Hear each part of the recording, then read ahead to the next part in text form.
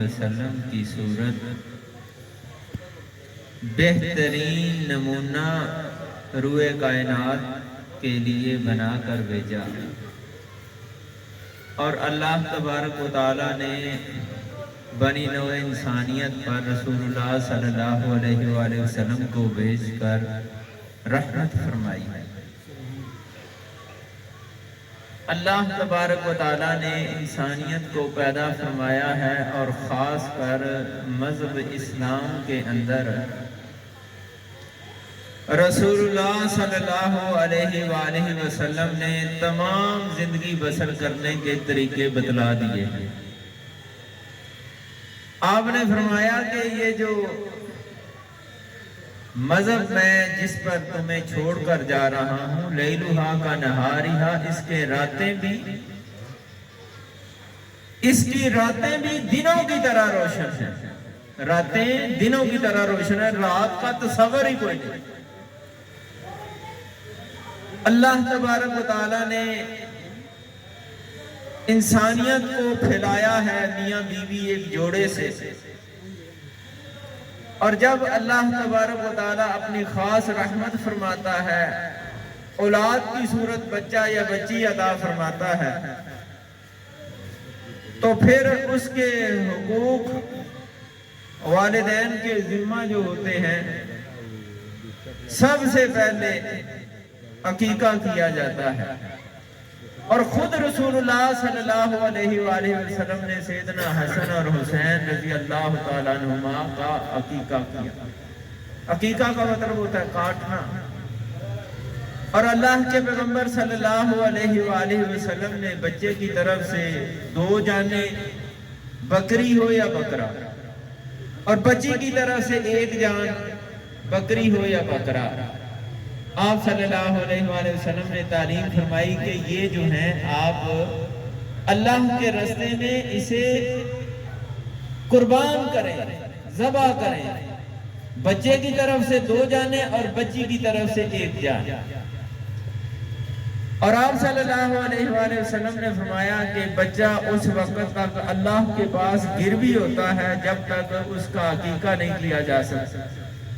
عقیقہ نہیں کیا جاتا اس وقت تک بچہ اللہ کے ہاں گروی رہتا ہے، اور جب عقیقہ کر دیا جاتا ہے تو جیسے آپ اپنی کوئی گروی چیز چھڑوا لیتے ہیں، ایسے ہی اللہ کے سامنے خون پیش کر کے اس بچے کو چھڑوا لیا جاتا ہے۔ جیسے ہم اپنے چھوٹے بچوں کو ویکسینیشن کرواتے ہیں، دوائی دلواتے ہیں نا، دوائی جب بچہ پیدا ہوتا ہے تو سرکاری ہسپتالوں میں جا کر اس کو ٹیکہ لگوایا جاتا ہے۔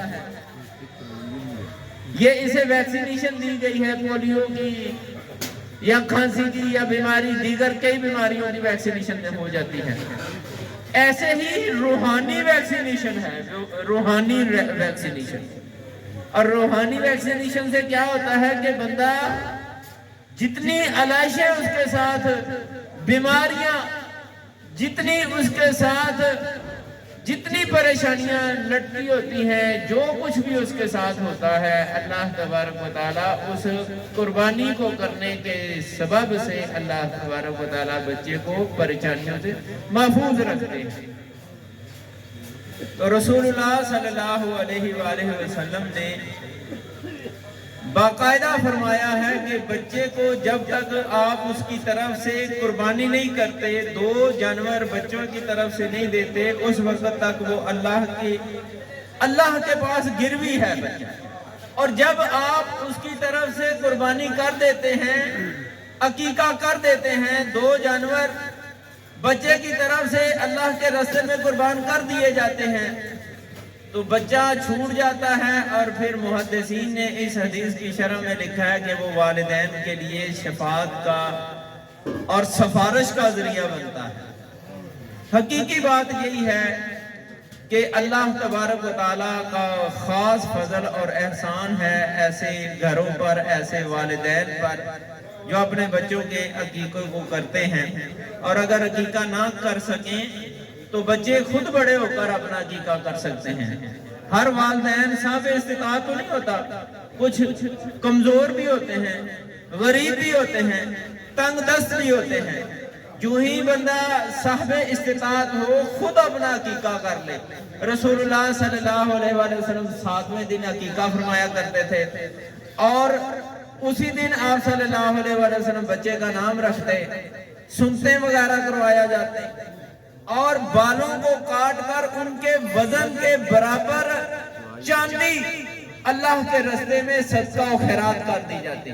مختصر عقیقے کے احکام یہ ہیں۔ اللہ تبارک و تعالی ہم سب سے راضی ہو جائے، اور اللہ تبارک و تعالی ہمیں کہے سنے پر عمل کی توفیق عطا فرمائے۔ اقول قولی ھذا استغفر اللہ لی و لکم و لسائر المسلمین، آمین۔